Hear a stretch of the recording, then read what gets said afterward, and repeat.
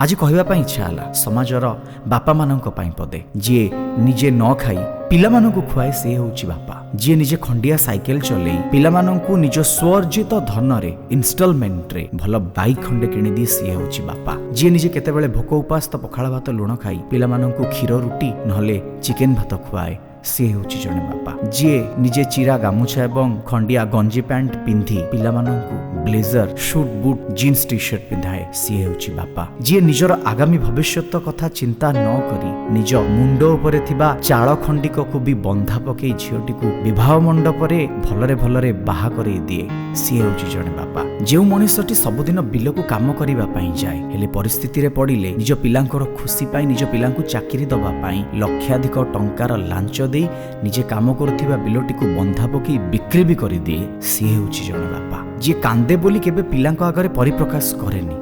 किंतु पिलांक